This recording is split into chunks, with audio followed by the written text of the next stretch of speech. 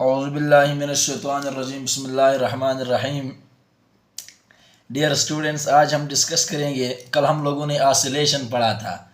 Oscillation के अंदर हमने ये कहा था कि कोई भी बॉडी अपने मीन पोजीशन के इर्द गिर्द एक रोटेशन कंप्लीट करे। यानी मान लो ये इसकी मीन पोजीशन है, बॉडी यहाँ से यहाँ गई, फिर यहाँ आई, फिर यहाँ आई, इसको हमने एक ऑसिलेशन का नाम दिया था। आज हम डिस्कस कर रहे हैं फ्रीक्वेंसी। क्या डिस्कस करेंगे? फ्रीक्वेंसी। फ्रीक्वेंसी से पहले हम टाइम पीरियड को पढ़ेंगे इंशाल्लाह, फिर फ्रीक्वेंसी को डिस्कस करेंगे। टाइम पीरियड क्या होता है? देखिए, time required to complete one oscillation. Oscillation को आप लोग वाइब्रेशन भी लिख सकते हो या आप इसको साइकिल भी लिख सकते हो। तो शॉर्टकट में अगर कंसेप्चुअली बात करेंगे तो हम कहेंगे कि वो टाइम जो एक ऑसिलेशन कंप्लीट करने के लिए जो रिक्वायर्ड होता है उसको हम टाइम पीरियड कहते हैं। फॉर एग्जांपल, ये बॉडी यहाँ पे आपने कोई बॉडी अपने साथ यहाँ पे मास के साथ अटैच किया है और ये बॉडी की क्या है? मीन पोजीशन है। मीन पोजीशन बॉडी की वो पोजीशन होती है जहाँ पे एक्सेलरेशन क्या हो? ज़ीरो हो। तो ये इसको जब आप मीन पोजीशन से क्या करेंगे? डिस्प्लेस करेंगे यहाँ पे, तो ये इस बॉडी की क्या है? Extreme position. एक्सट्रीम पोजीशन पे एम्पलीट्यूड मैक्सिमम यानी डिस्प्लेसमेंट मैक्सिमम होता है, जिसको हम क्या नाम देते हैं? एम्पलीट्यूड का नाम देते हैं। तो इससे फिर बॉडी वापस यहाँ मीन पोजीशन पे आए, फिर यहाँ इनर्शिया की वजह से आगे जाती है, फिर यहाँ आए। तो यहाँ पे एक बॉडी ने यहाँ से यहाँ मोशन शुरू की, फिर यहाँ आई, फिर यहाँ से यहाँ। इस पूरे एक ऑसिलेशन कंप्लीट करने में जितना टाइम रिक्वायर्ड होता है उसको हम और आप टाइम पीरियड का नाम देते हैं। अगर मैं आपसे पूछूं कि वो टाइम जो रिक्वायर्ड होता है वन ऑसिलेशन कंप्लीट करने के लिए, और आप लोग जानते हैं कि अगर टेक्निकली बात करें तो वो टाइम जो रिक्वायर्ड हो 4 एम्पलीट्यूड कंप्लीट करने के लिए। क्यों? कि 4 एम्पलीट्यूड एक ऑसिलेशन होती है। तो ये अगर कोई एमसीक्यूज पूछे तो आप उस अंदाज में उसको डील कर सकते हैं। दूसरा, यहाँ पे इसकी हम बात करेंगे, रिप्रेजेंट करेंगे हम इस जो हमारे पास टाइम पीरियड है, हम इसको रिप्रेजेंट करते हैं कैपिटल टी से। क्लियर हो गया जी? तीसरी बात हमारे पास, अगर हम इसकी यूनिट की बात करेंगे तो लाजमी बात है, चूंकि टाइम पीरियड है तो टाइम है, और टाइम की यूनिट हम सबको पता है क्या होती है? सेकंड इसकी क्या है? यूनिट है। तो टाइम पीरियड वो टाइम जो किसी भी ऑसिलेटरी बॉडी की एक ऑसिलेशन कंप्लीट होने के लिए रिक्वायर्ड हो। यानी एक ऑसिलेशन कंप्लीट होने में कितना टाइम लगा है, इस टाइम को हम टाइम पीरियड कहते हैं। और इस टाइम को मैं अगर आपसे पूछूं तो इस टाइम को मैं इस तरह लिख सकता हूं, T is equal to T divided by N। यानी कितने टाइम में एक ऑसिलेशन यानी नंबर ऑफ ऑसिलेशन क्या हुई है? कंप्लीट हो गई है। इसके बाद डियर स्टूडेंट्स, हमारे पास टाइम पीरियड के बाद हमारे पास आ जाता है फ्रीक्वेंसी। क्या आ जाता है? फ्रीक्वेंसी। अब देखिए फ्रीक्वेंसी, और मैं टाइम पीरियड को फिर इस तरह भी लिखवा सकता हूं, यानी total time divided by number of oscillation. Total time divided by number of oscillation is called time period. अब ये फ्रीक्वेंसी क्या चीज है? तो याद रखें, फ्रीक्वेंसी हमारे पास नंबर ऑफ ऑसिलेशन है। मैं इसको समझाता हूं, पहले डिफाइन करूं। Number of oscillation, number of oscillation completed by, क्या कहेंगे? Completed by oscillatory body in 1 second. तो यहां पे जरा टाइम पीरियड और फ्रीक्वेंसी में फर्क देखें। अगर फ्रीक्वेंसी का मतलब यह है कि एक ऑसिलेशन कंप्लीट होने में जो टाइम रिक्वायर्ड होता था उसको तो हमने टाइम पीरियड कहा था। फ्रीक्वेंसी का मतलब यह है कि 1 सेकंड में ये बॉडी कितनी ऑसिलेशन करेगी, यानी 1 सेकंड में कोई बॉडी कितनी ऑसिलेशन करती है, ये उसकी क्या होती है, फ्रीक्वेंसी होती है, यानी नंबर ऑफ ऑसिलेशन। मान लो अगर यहाँ पे 1 सेकंड में दो ऑसिलेशन कंप्लीट किया तो हम कहेंगे फ्रीक्वेंसी 200 है। तो कहने का मकसद ये है कि देखो कितने टाइम में एक ऑसिलेशन कंप्लीट होती है, ये टाइम पीरियड है। 1 सेकंड में कितनी ऑसिलेशन कंप्लीट होती है, ये हमारे पास क्या है, फ्रीक्वेंसी है। तो अगर मैं आपसे पूछूं कि फ्रीक्वेंसी जो हमारे पास होती है इसको हम रिप्रेजेंट करते हैं किससे, एफ से। किससे करते हैं, एफ से जी। ठीक है जी, समझ आ गया। नेक्स्ट हमारे पास अगर मैं फ्रीक्वेंसी की यूनिट की बात करूं तो याद रखें फ्रीक्वेंसी की यूनिट हमारे पास क्या है, पर सेकंड। क्या है, पर सेकंड। और पर सेकंड को ऐसा यूनिट क्या है इसका, हर्ट्ज। अब यहां पे मैं अगर आपसे पूछूं कि क्या मैं फ्रीक्वेंसी को इस तरह लिख सकता हूं, F is equal to number of oscillation divided by total time, लिख सकता हूं जी। अब यानी आप जरा गौर करें तो आपको समझ में आ जाएगा कि एक ऑसिलेशन कंप्लीट होने के लिए जो टाइम रिक्वायर्ड होता है that time is called time period. And 1 second के अंदर कोई ऑसिलेटरी बॉडी कितनी ऑसिलेशन कंप्लीट करती है that time is called frequency, यानी वो इसकी फ्रीक्वेंसी होती है। अब यहां पे हम अगर आपसे हमसे कोई पूछे कि जी आप बताए कि फ्रीक्वेंसी और टाइम पीरियड का आपस में क्या रिलेशन है, यानी relation between T and F, यानी फ्रीक्वेंसी और टाइम पीरियड का आपस में क्या रिलेशन है। तो ये याद रखिए डियर स्टूडेंट्स, ये जो अगर मैं आपसे पूछूं फ्रीक्वेंसी और टाइम पीरियड तो मैं लिखूंगा T and F are reciprocal to each other. ये आपस में क्या है, रेसिप्रोकल है। अब रेसिप्रोकल क्या है जी, उल्टा करना। फॉर एग्जांपल यहां पे मैं 1-2 मिसालें देकर आपको समझाता हूं। मेरे पास 1 डिवाइडेड बाई 2 है, तो इसका रेसिप्रोकल क्या होगा, उल्टा करो, जो नीचे है उसको ऊपर ले जाओ, जो ऊपर है उसको नीचे ले जाओ, यानी 2 डिवाइडेड बाई 1। अगर मैं आपसे पूछूं ए बाई बी का रेसिप्रोकल क्या है, तो बी बाई ए। अब रेसिप्रोकल का मतलब यह है कि इसका मतलब फ्रीक्वेंसी इज रेसिप्रोकल, या आप लिख सकते हैं,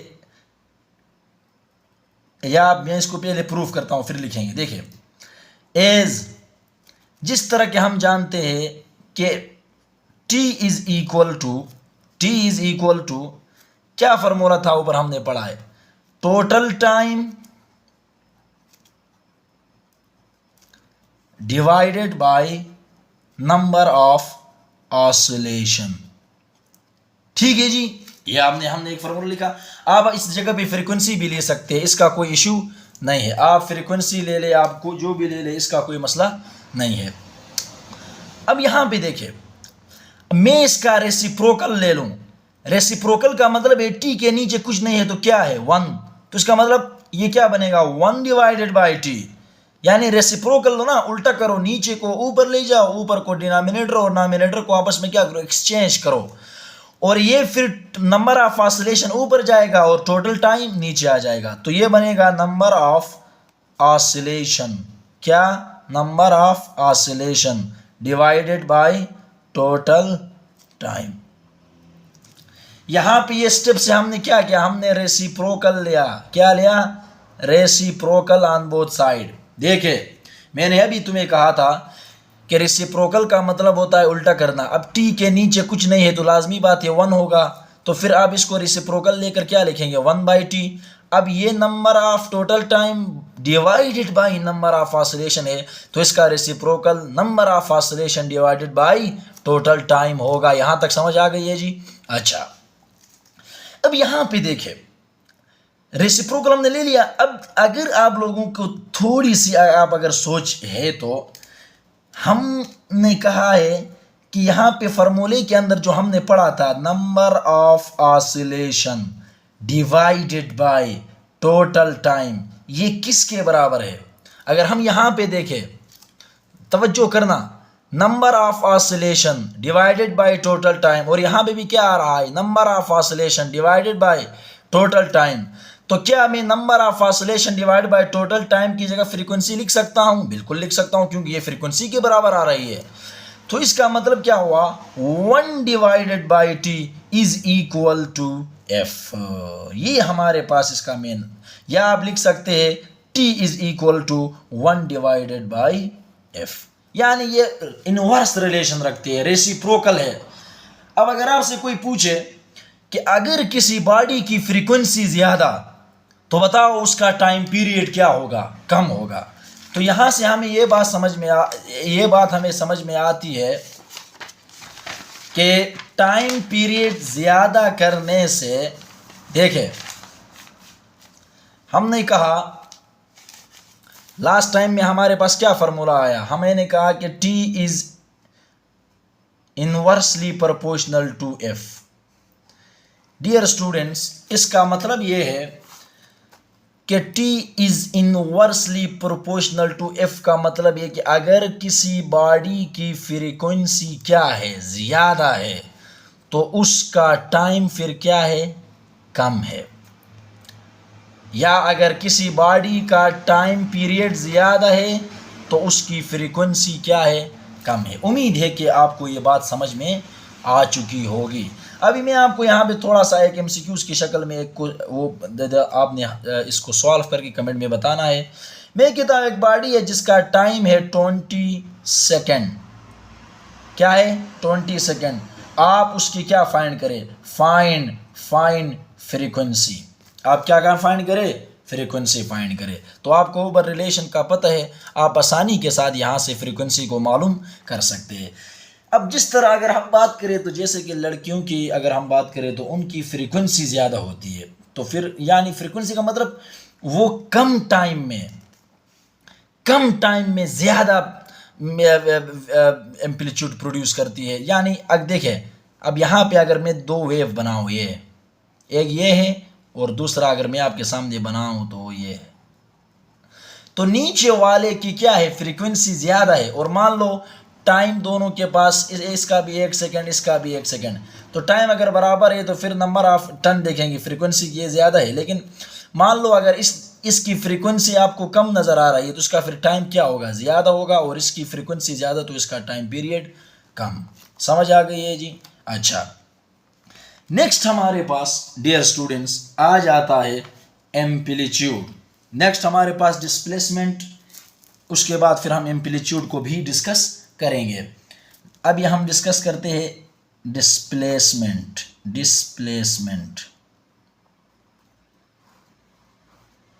अब देखें डिस्प्लेसमेंट का मतलब क्या है, तवज्जो से बात इसको सुनना, थोड़ा सा यहाँ पे कंसेप्ट है, इसको आप देखिए। एट एनी इंस्टेंट, किसी भी जगह पे, फॉर एग्जांपल मैं डिफिनेशन फिर बाद में पूरी करूंगा, आप कंसेप्ट समझिए। ये आपके पास मान लो एक बॉडी है यहां पे जी, ये बॉडी यहां से जा रही है, तो मान लो ये बॉडी यहां पे मैक्सिमम पे आई है, तो याद रखो जहां तक बॉडी मैक्सिमम डिस्प्लेसमेंट पे जाए वो एम्पलीट्यूड होता है।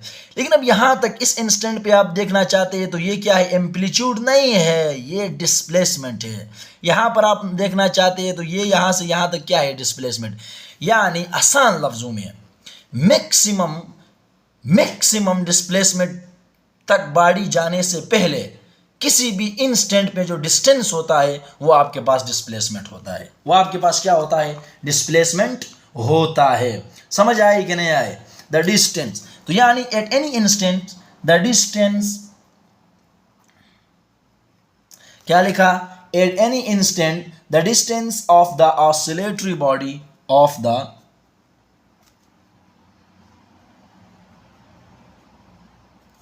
oscillatory body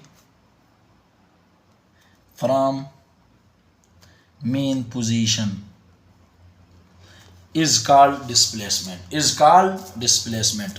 समझ अगर आपको नहीं आई तो दोबारा देखें। यानी एक बॉडी यहाँ पे है, वो यहाँ से इस तरफ जाना चाहती है, और मान लो कि ये बॉडी ज़्यादा से ज़्यादा यहाँ बी तक गई है, तो बी तक यानी इस बॉडी का क्या है, मैक्सिमम डिस्प्लेसमेंट है। तो मैक्सिमम डिस्प्लेसमेंट को तो हम एम्पलीट्यूड कहते हैं। इस मैक्सिमम डिस्प्लेसमेंट से इस मिनिमम डिस्प्लेसमेंट तक, यहाँ तक यानी इस एरिया के अंदर आप जहाँ पे भी अगर किसी भी इंस्टेंट पे डिस्टेंस देखना चाहेंगे तो वो डिस्टेंस तुम्हारे पास क्या होगा, डिस्प्लेसमेंट होगा। यानी मैक्सिमम डिस्टेंस से पहले किसी भी इंस्टेंट के ऊपर जो ऑसिलेटरी बॉडी का जो डिस्प्लेसमेंट होता है, जो डिस्टेंस होता है, वो हमारे पास डिस्प्लेसमेंट होता है। इसके अंदर एक दो बातें याद रखिए। नंबर 1, इसको हम लिखते हैं, डिस्प्लेसमेंट को हम क्या लिखते हैं जी, डिस्प्लेसमेंट को हम एक्स नॉट से रिप्रेजेंट करते हैं जी। किससे रिप्रेजेंट करते हैं, एक्स नॉट से। और बाज़ लोग इसको इंस्टेंटेनियस डिस्प्लेसमेंट का भी नाम देते हैं। तो इसको भी आपने याद रखना है। इंस्टेंटेनियस मतलब किसी इंस्टेंट के ऊपर, लम्हा है। तो एक बॉडी जा रही है मेन पोजीशन से आगे, तो किसी भी पॉइंट पे आप उसकी जो डिस्टेंस देखेंगे तो वो उसका क्या होता है, डिस्प्लेसमेंट होता है। और डिस्प्लेसमेंट को हमेशा आप मेन पोजीशन से देखें, क्योंकि बॉडी ने मेन पोजीशन से जाना होता है। ठीक है जी, ये बात भी थोड़ी सी अहम है। तीसरी बात, अगर मैं कहूं कि इसकी यूनिट क्या है तो फिर आप लोग क्या कहेंगे। लाजमी बात है, डिस्प्लेसमेंट क्या है, एक डिस्टेंस है, तो डिस्टेंस की यूनिट फिर हमारे और आपके पास क्या होती है, मीटर होती है। क्या होती है जी, मीटर होती है। तो डिस्प्लेसमेंट किसी भी इंस्टेंट के ऊपर मेन पोजीशन से ऑसिलेटरी बॉडी का जो डिस्टेंस होता है उसको फिर हम और आप नाम देते हैं डिस्प्लेसमेंट। क्या नाम देते हैं जी, डिस्प्लेसमेंट। दूसरा, इसको एक्स नॉट से नहीं, एक्स से रिप्रेजेंट हम करेंगे। ठीक है जी, एक्स नॉट से नहीं बल्कि एक्स से रिप्रेजेंट करेंगे। अच्छा, इसके बाद हमारे पास जो आएगा अगला पैरामीटर, उसका नाम है एम्पलीट्यूड। क्या नाम है, एम्पलीट्यूड। एम्पलीट्यूड क्या है, ये भी एक, अगर मैं आपसे पूछूं तो ये भी डिस्प्लेसमेंट है, लेकिन ये इंस्टेंट किसी इंस्टेंट पे नहीं है। मैक्सिमम डिस्प्लेसमेंट को हम क्या कहते हैं, एम्पलीट्यूड कहते हैं। यानी मैक्सिमम डिस्प्लेसमेंट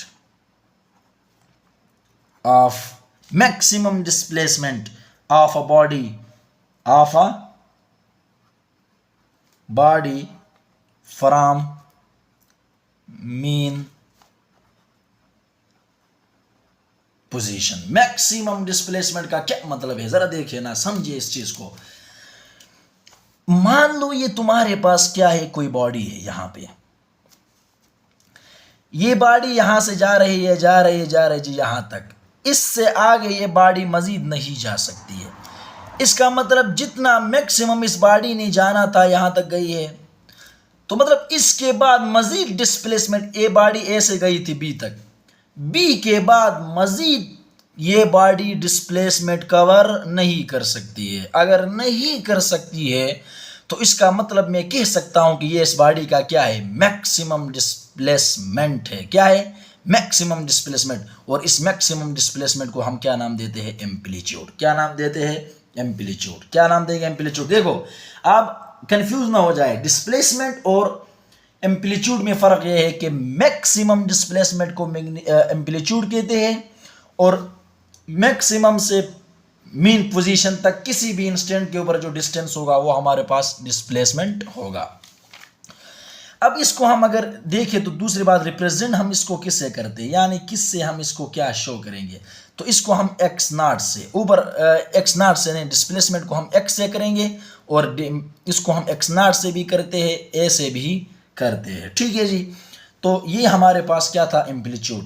और अगर हमसे कोई पूछे कि एम्पलीट्यूड की यूनिट क्या है, तो एम्पलीट्यूड भी क्या है, एक डिस्प्लेसमेंट है, यानी तो इसकी भी यूनिट फिर क्या होगी, मीटर होगी।